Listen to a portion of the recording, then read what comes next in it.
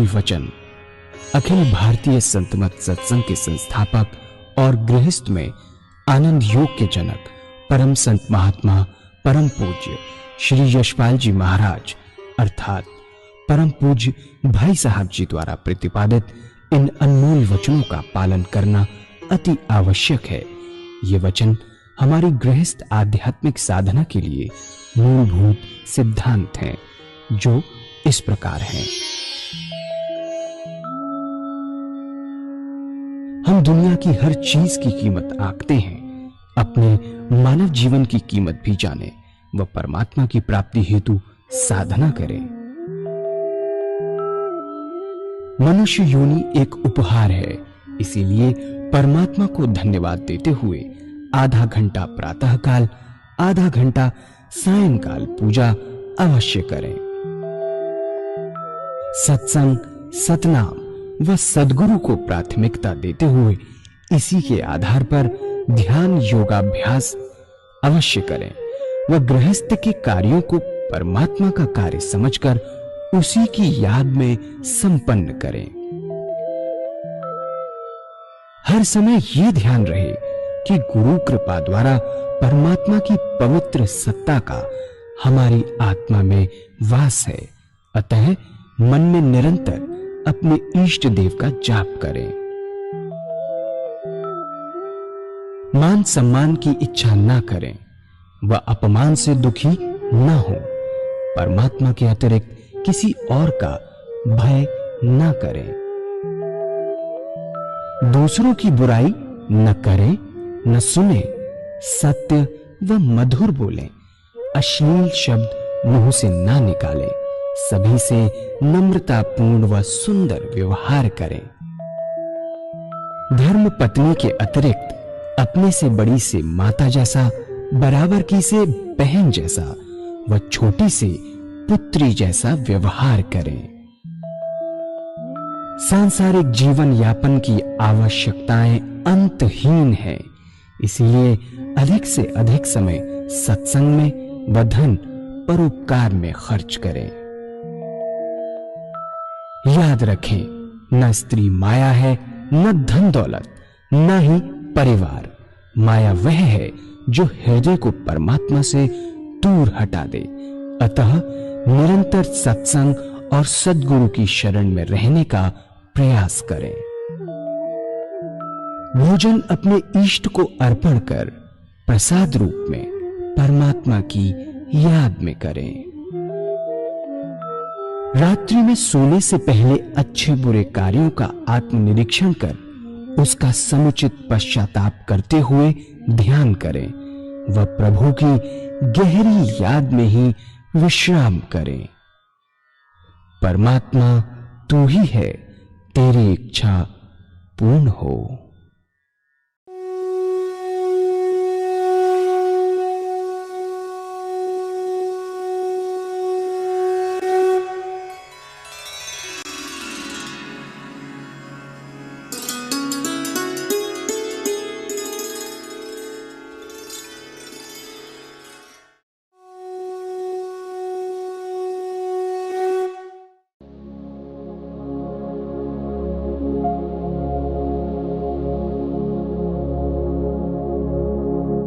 जय सद्गुरुदेव जय पद शरणम श्री स्वरूप चरणों शरणम। जय सद्गुरुदेव जय पद शरणम श्री स्वरूप चरणों शरण। अभी हमने आधा घंटा सुबह पूजा, आधा घंटा सायंकाल का तरीका बताया और साथ साथ प्रैक्टिस भी की। नेक्स्ट इज भोजन कैसे करें। സാധന മൂലം നമ്മുടെ കർമ്മം ചെയ്യേണ്ട സമയത്തിന് യാതൊരു വിഘ്നവും ഉണ്ടാകരുതെന്ന് നമ്മുടെ സദ്ഗുരുക്കൾ പ്രത്യേകം ശ്രദ്ധിച്ചിരുന്നു.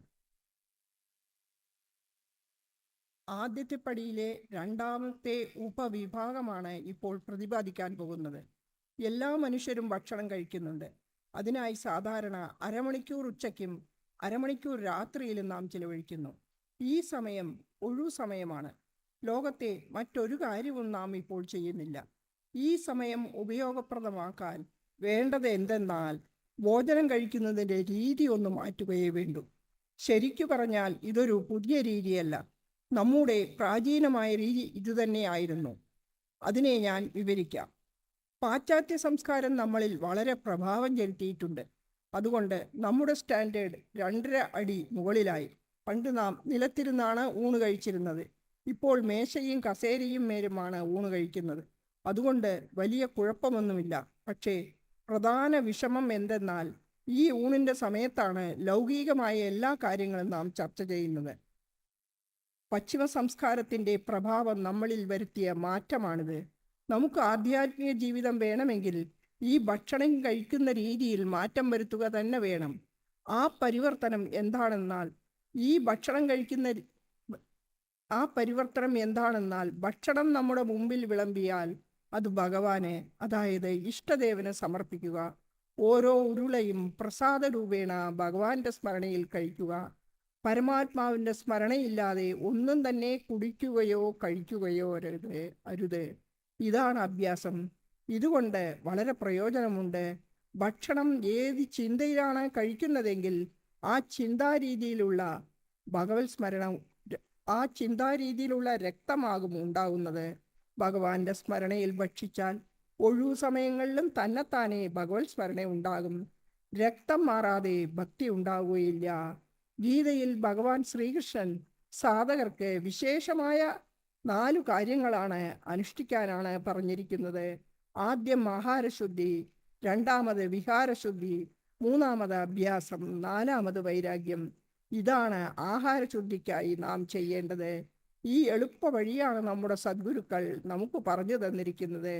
ഈ രീതിയിൽ ഭക്ഷണം കഴിക്കുമ്പോൾ ഏതുവിധ രക്തമാണോ ശരീരത്തിൽ ഉണ്ടാകുന്നത് അത് പരമാത്മാവിൻ്റെ സ്മരണയിൽ കലർന്നതായിരിക്കും. വെറുതെ ഇരിക്കുമ്പോഴും ഈശ്വര സ്മരണ തന്നെ താനേ ഉണ്ടാകും. മനസ്സ് മറ്റു വഴിക്ക് പോകുകയുമില്ല. രണ്ടാമതായി, ഭോജനം നാം ഭഗവാന്റെ സ്മരണയിലാണല്ലോ കഴിക്കുന്നത്. പൂജയും പരമാത്മാവിൻ്റെ സ്മരണയിൽ തന്നെയല്ലേ ചെയ്യുന്നത്. അതുകൊണ്ട് ഈ അരമണിക്കൂർ ഉച്ചയ്ക്കും അരമണിക്കൂർ രാത്രിയുമിലുള്ള ഭക്ഷണ സമയം അഭ്യാസം കൊണ്ട് പൂജയായി മാറും. മൂന്നാമത്തെ കാര്യം എന്തെന്നാൽ സദ്ഗുരുക്കൾ സ്വാതന്ത്ര്യ നിഗ്രഹത്തിന് വളരെ പ്രാധാന്യം കൊടുത്തിട്ടുണ്ട്.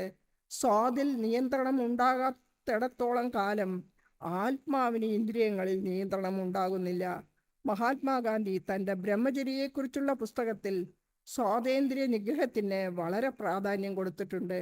സ്വാദിൽ നിയന്ത്രണം കിട്ടുവാൻ നമ്മുടെ സദ്ഗുരുക്കൾ പറഞ്ഞു തന്ന രീതി വളരെ യുക്തിയുക്തമായതും സുന്ദരവുമാണ്. പല മഹാത്മാക്കളും ഇക്കാര്യത്തിൽ വളരെ വിഷമം അനുഭവിക്കാറുണ്ട്. സ്വാതന്ത്ര്യ നിഗ്രഹം ചെയ്യുന്നത് ചിലർ പഴയത് കഴിച്ചും മധുരം കഴിക്കാതെയും, ചിലർ എല്ലാം കൂടി കഴിച്ചും, ചിലർ പുല്ല് കഴിച്ചും തപസ്സനുഷ്ഠിക്കുന്നു. നോക്കൂ, നമ്മുടെ സദ്ഗുരുക്കൾ എത്ര നല്ല കാര്യമാണ് പറഞ്ഞു തന്നിരിക്കുന്നത്. സ്വാതന്ത്ര്യ നിഗ്രഹത്തിന് ഭക്ഷണം പരമാത്മാവിൻ്റെ സ്മരണയിൽ കഴിക്കുകയും കുടിക്കുകയും ചെയ്യുക. തന്നെത്താനെ സ്വാതന്ത്ര്യ നിഗ്രഹം ഉണ്ടാകും. ഇപ്പോൾ നമുക്ക് 2 മണിക്കൂർ ഭഗവത് സ്മരണ കിട്ടുകയായി. അതായത് അരമണിക്കൂർ രാവിലത്തെ പൂജ, അരമണിക്കൂർ രാത്രി പൂജ, അരമണിക്കൂർ ഉച്ചഭക്ഷണം, അരമണിക്കൂർ രാത്രി ഭക്ഷണം. എല്ലാ മനുഷ്യരും ഉറങ്ങുന്നുണ്ട്. അതിന് നാം 6 മണിക്കൂർ ശരാശരി ചിലവാക്കുന്നുമുണ്ട്. 6 മണിക്കൂർ നാം ഉറങ്ങുന്നു. ഈ സമയം വെറുതെ പോവുകയാണ്. ഇതിനെ എങ്ങനെ പ്രയോജനപ്പെടുത്താമെന്ന് നോക്കാം. ഭഗവാൻ ശ്രീകൃഷ്ണൻ വിഹാരശുദ്ധിയിൽ പ്രത്യേക ഊന്നൽ കൊടുത്തിട്ടുണ്ട്. നമ്മുടെ സദ്ഗുരുക്കളുടെ ഉപദേശമാണ് നാം ഉറങ്ങുന്നതിന് മുമ്പ് 20 മിനിറ്റ് പരമാത്മാവിൻ്റെ സ്മരണയിലായാൽ വിഹാരശുദ്ധി നമുക്ക് അനായാസേന കൈവരിക്കാമെന്ന്. ഇത് സ്വായത്തമാക്കാനുള്ള രീതി അവർ പറഞ്ഞു തന്നിരിക്കുന്നത് ഇപ്രകാരമാണ്. ദിവസത്തെ ലൗകിക കാര്യങ്ങളെല്ലാം അവസാനിച്ച് തൻ്റെ കിടക്കയിൽ ഉറങ്ങാൻ പോകുന്നതിന് മുമ്പായി 20 മിനിറ്റ് ഭഗവത് സ്മരണയിൽ കഴിയുക. അതിനായി കിടക്കയിൽ ഇരിക്കുക. ആസനത്തിൽ ഇരിക്കേണ്ട ആവശ്യമില്ല. ഇരുന്ന ശേഷം ഒരു ആത്മനിരീക്ഷണം നടത്തുക. തൻ്റെ ആത്മാവിനോട് തന്നെ ചോദിക്കുക, ഇന്ന് എന്തെങ്കിലും നല്ല കാര്യം ചെയ്യുവാൻ കഴിഞ്ഞിട്ടുണ്ടോ? എന്തെങ്കിലും പരോപകാരം ചെയ്യുവാൻ കഴിഞ്ഞുവോ? മറ്റുള്ളവർക്ക് സഹായം നൽകി അവരുടെ ആത്മാവിന് പ്രസന്നത കൊടുക്കാൻ കഴിഞ്ഞിട്ടുണ്ടോ? എങ്കിൽ അവയെല്ലാം ഭഗവാൻ അർപ്പിക്കുക. ഹേ പ്രഭു, അവിടുത്തെ ദയ കൃപ ഒന്നുകൊണ്ട് മാത്രമാണ് ഈ നല്ല പ്രവൃത്തികൾ ചെയ്യുവാൻ കഴിഞ്ഞത്? ഈ സേവകന് എന്തു ശക്തിയാണുള്ളത്? നല്ലത് ചെയ്യുവാൻ അവിടുന്ന് അവസരം തന്നു, അതിനാൽ ചെയ്തു. അങ്ങനെ ഈ നന്മയെല്ലാം ഭഗവാൻ അർപ്പിക്കുക. അവിടുത്തെ ദയാകൃപ കൊണ്ട് ചെയ്തതെല്ലാം അവിടേക്ക് അർപ്പിക്കുന്നു എന്ന്. പിന്നെ ചിന്തിച്ചു നോക്കുക, വല്ല ചീത്തകർമ്മങ്ങളും ചെയ്തിട്ടുണ്ടോ എന്ന്, തന്നിൽ വല്ല പോരായ്മകളും ഉണ്ടോ എന്ന്. ഇത് തൻ്റെ ആത്മാവിനോട് തന്നെ ചോദിക്കുക. പുറമേയുള്ള ആളുകളോട് ചോദിക്കേണ്ട ആവശ്യമില്ല. നിങ്ങളുടെ ആത്മാവ് തന്നെയാണ് ശരിയായ മാർഗദർശി. നിങ്ങളുടെ ആത്മാവ് പറയുകയാണ് ഒന്നുമില്ല എങ്കിൽ നല്ല കാര്യമാണ്. പക്ഷേ ആത്മാവ് പറയുകയാണ് കളവുണ്ട്, കാപട്യമുണ്ട്, കാമം, ക്രോധം, ലോഭം, മോഹം, അഹങ്കാരമുണ്ട് എന്ന്. അത്തരം ചിലത് കാണുന്നുണ്ടെങ്കിൽ അതിനുവേണ്ടി പശ്ചാത്തപിക്കണം, പ്രായശ്ചിത്തം ചെയ്യണം. നാം പരമാത്മാവിൻ്റെ മുമ്പിൽ, തൻ്റെ ഇഷ്ടദേവന്റെ മുന്നിൽ പ്രായശ്ചിത്തം ചെയ്യണം. ഈ കുറവുകളിൽ നിന്ന് മുക്തി നേടുവാനായി പ്രാർത്ഥിക്കണം. പ്രാർത്ഥന വളരെ ഫലപ്രദമാണ്. പ്രാർത്ഥനയുടെ ഏറ്റവും നല്ല രീതി സാധിക്കുന്നുവെങ്കിൽ അത്തരം ചെറിയ ദോഷങ്ങൾ എടുക്കുക. ഉദാഹരണമായി നാം ചിലപ്പോൾ പൊങ്ങച്ചം പറയുമ്പോൾ പല ചെറിയ നുണകൾ പറയുന്നു. അതുകൊണ്ട് എന്ത് പ്രയോജനമാണുള്ളത്? നുണ തന്നെയല്ലേ? യാതൊരു കാര്യവുമില്ലാതെ എന്തിനു നുണ പറയണം? തനിക്ക് തോന്നുന്നുവെങ്കിൽ ഇത്തരം ചെറിയ ചെറിയ കാര്യങ്ങൾ എടുക്കുക, വലിയ കാര്യങ്ങൾ എടുക്കരുത്. നാം പരമാത്മാവിനോട് പ്രാർത്ഥിക്കുക, ഹേ പ്രഭു, എനിക്ക് ശക്തി പ്രദാനം ചെയ്താലും നാളെ മുതൽ ഈ ചെറിയ ദുർഗുണം ഉണ്ടാകാതിരിക്കട്ടെ എന്ന് പരമാത്മാവിൻ്റെ മുന്നിൽ പ്രതിജ്ഞ ചെയ്യുക. അങ്ങനെ ആ ദുർഗുണത്തെ പിറ്റേന്ന് മുതൽ ത്യജിക്കുക. അങ്ങനെ ദുശ്ശീലങ്ങളെ ഓരോന്നായി ഇല്ലാതാക്കുവാൻ സാധിക്കുമെങ്കിൽ നമ്മുടെ ഇച്ഛാശക്തി കൂടുതലാകും. അങ്ങനെ വലിയ വലിയ ദുർഗുണങ്ങളിൽ നിന്ന് മുക്തി നേടുവാൻ കഴിയുകയും ചെയ്യും. പ്രധാനമായത് എന്തെന്നാൽ നാം ഭഗവാനോട് എന്തു പ്രതിജ്ഞ ചെയ്യുന്നുവോ അത് 100% അനുസരിച്ചേ മതിയാവൂ. അല്ലെങ്കിൽ ഇച്ഛാശക്തി കുറഞ്ഞു പോകും. സംശയമുണ്ടെങ്കിൽ പ്രതിജ്ഞ ചെയ്യാതിരിക്കുകയാണ് നല്ലത്. പക്ഷേ പ്രതിജ്ഞ ചെയ്ത് അനുസരിക്കാതിരുന്നാൽ അത് തെറ്റാണ്. പ്രതിജ്ഞ ചെയ്തുവെങ്കിൽ അത് പൂർണ്ണമാവണം. എന്നാൽ ഇച്ഛാശക്തി കൂടിക്കൊണ്ടേയിരിക്കും. അതിനുശേഷം ഇഷ്ടദേവനെ ധ്യാനിക്കുക. ധ്യാനം നന്നായി എന്ന് തോന്നിയാൽ അതേ ധ്യാനത്തിൽ ഉറങ്ങുക. ഇതാണ് അഭ്യാസം. ഈ അഭ്യാസം നിരന്തരമായി ചെയ്യുന്നുവെങ്കിൽ വിശേഷ ലാഭമുണ്ടാകും.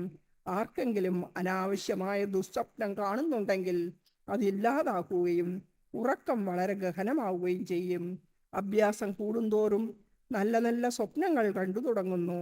നിങ്ങൾ സ്വപ്നത്തിൽ ധ്യാനത്തിൽ ഇരിക്കുന്നതായും ചിലപ്പോൾ തൻ്റെ ഇഷ്ടദേവന്റെ മന്ദിരത്തിൽ ഇരിക്കുന്നതായും പൂജ ചെയ്യുന്നതായും തൻ്റെ ഇഷ്ടദേവന്റെ ദർശനം ലഭിക്കുന്നതായും തൻ്റെ ഗുരുവിനൊപ്പം സത്സംഗത്തിൽ ഇരിക്കുകയാണെന്നും കാണും.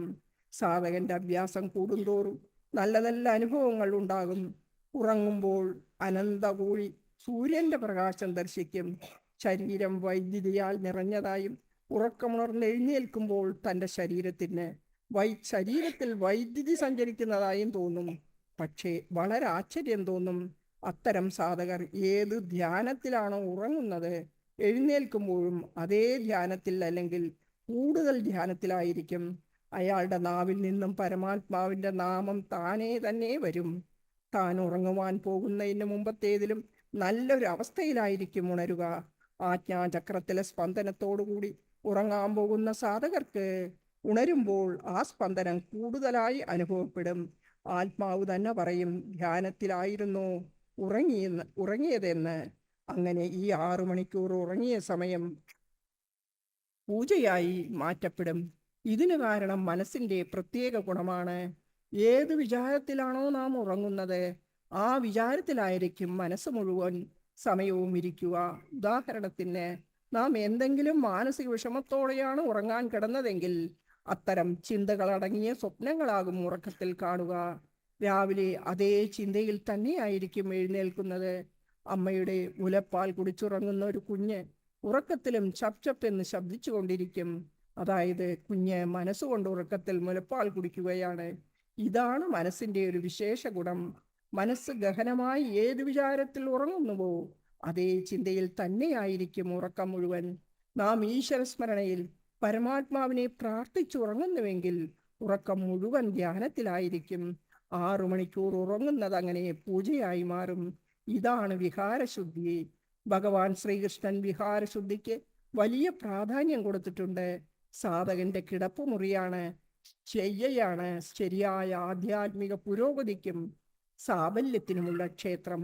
സാധകന് പുരോഗതി ഉണ്ടാകുന്ന ഈ രീതിയാണ് നമ്മുടെ സദ്ഗുരുക്കൾ പ്രാവർത്തികമായി നമ്മെ മനസ്സിലാക്കി തന്നിരിക്കുന്നത്. അപ്പോൾ അരമണിക്കൂർ രാവിലെ പൂജ, അരമണിക്കൂർ വൈകുന്നേരം പൂജ, അരമണിക്കൂർ ഉച്ചയ്ക്കുള്ള ഭക്ഷണ സമയം, അരമണിക്കൂർ രാത്രി ഭക്ഷണ സമയം, 6 മണിക്കൂർ ഉറക്ക സമയം, ഇത് എല്ലാ വ്യക്തിക്കും എത്ര തിരക്ക് പിടിച്ച ആളായാലും 24 മണിക്കൂറിൽ 8 മണിക്കൂർ ഈശ്വര സ്മരണയിലാകുവാൻ സാധിക്കും. ലൗകിക കാര്യങ്ങൾക്കുള്ള സമയം അതേപടി നമ്മിൽ തന്നെ ഉണ്ടുതാനും. ഇതാണ് സാധനയുടെ ആദ്യപടി. परमात्मा तू ही है, तेरी इच्छा पूर्ण। പരമാത്മാവ് അവിടുന്ന് തന്നെ, അവിടുത്തെ ഇച്ഛ പൂർണ്ണമാവട്ടെ.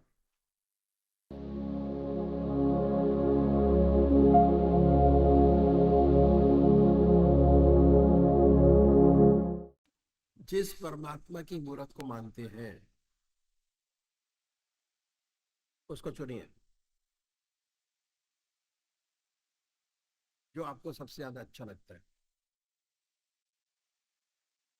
उसके बाद अपने पूजा के स्थान पर जाइए, धूप दीप जलाए, बड़े प्यार से बैठिए सुखासन या वो आसन जो आपको सबसे ज्यादा अच्छा लगता है, बैठे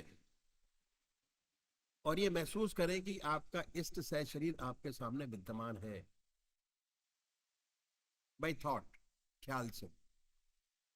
बड़ी बड़ी आंखें हैं, गोल चेहरा है, जटाएं हैं, सर्पों की माला है, बनाए अपने सामने। जो सामने स्पष्ट हो जाए मूर्त, उस मूर्त को अपने हृदय में उतारिए। दिल धड़कता रहता है, हमारा दिल की हर धड़कन पर जो नाम आपका है उसको सुनिए उच्चारित होते, कि हमारे दिल से वो नाम निकल रहा है और हम सुन रहे हैं बड़े प्यार से।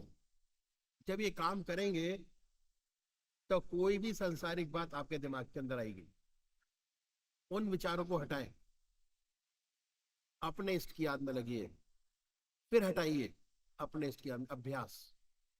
भगवान श्री कृष्ण ने गीता में 4 विशेष बात बतलाई। पहली आहार की शुद्धि, दूसरी विहार की शुद्धि, तीसरा अभ्यास। अभ्यास करना बहुत जरूरी है। जैसे जैसे आपका अभ्यास बढ़ता चला जाएगा, आपके इष्ट देव की मूर्त आपके सामने पवित्र और साफ होती चली जाएगी। वही हमको करना है, ठीक है। जब पूजा करें अपने इष्ट देव को साथ रख के करें। നിങ്ങൾക്ക് ഏറ്റവും പ്രിയപ്പെട്ട നാമം തിരഞ്ഞെടുത്തു കഴിഞ്ഞ ശേഷം നിങ്ങൾ മനസ്സിൽ അത് ധ്യാനിച്ച് സുഖാസനത്തിൽ ഇരിക്കുവിൻ. നിങ്ങൾക്ക് ധ്യാനം ശരിയായി കിട്ടുന്നതാണ്. ഭഗവാൻ ശ്രീകൃഷ്ണൻ കൂടെ പറഞ്ഞിട്ടുണ്ട് ഇങ്ങനെ ധ്യാനം ചെയ്യണമെന്ന്. നിങ്ങളെല്ലാവരും ഈ ഭജൻ കഴിഞ്ഞ ശേഷം എല്ലാവരും വളരെ ശ്രദ്ധാപൂർവം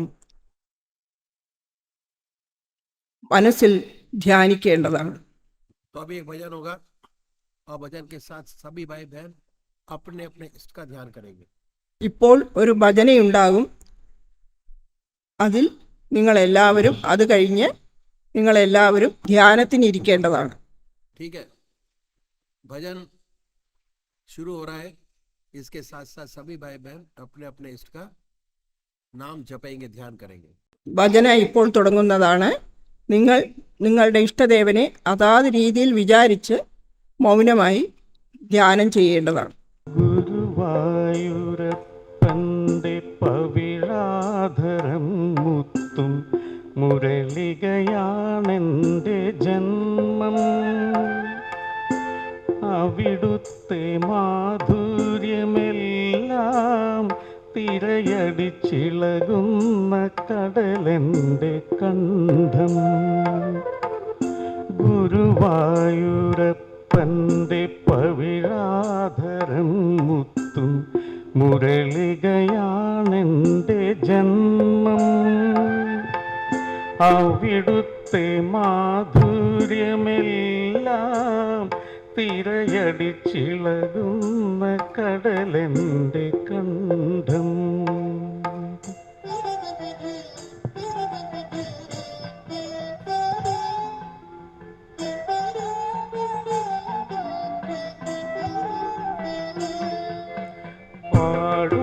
പാടുന്നതെല്ലാം നിൻ കീർത്തനമാക്കുവാൻ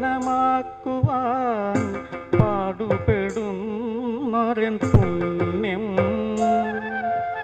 പാടുന്നതെല്ലാം നിൻ കീർത്തനമാക്കുവാൻ പാടുപെടുന്നൊരൻ പുണ്യം. പണ്ടൊരു ജന്മത്തിൽ അക്രൂരവേഷത്തിൽ അമ്പാടി വന്നിരുന്നു. പണ്ടൊരു ജന്മത്തിൽ അക്രൂരവേഷത്തിൽ അമ്പാടി വന്നിരുന്നു. അവിടത്തെ പൂഴി വീണുരുണ്ടപ്പോൾ എന്നാത്മാവ് പൂത്തുലഞ്ഞു. അതു നീ കണ്ടറിഞ്ഞു. ഗുരുവായൂരപ്പൻ്റെ പവിഴാധരം മുത്തും മുരളികയാണെൻ്റെ ജന്മം. അവിടുത്തെ മാധുര്യമെല്ലാം തിരയടിച്ചിളകുന്ന കടലെൻ്റെ കണ്ഠം.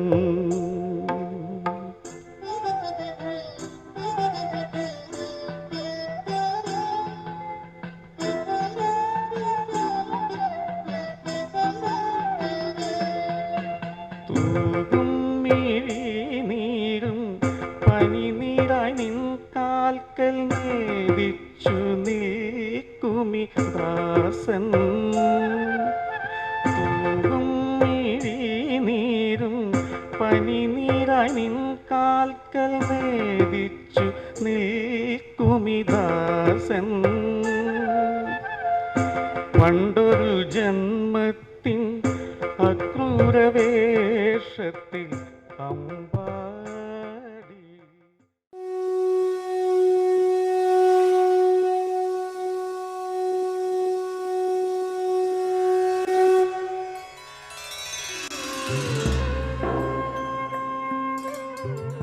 ध्यान योग के कार्यक्रम आनंद योग से निशुल्क जुड़ने के लिए संपर्क करें 9810239677।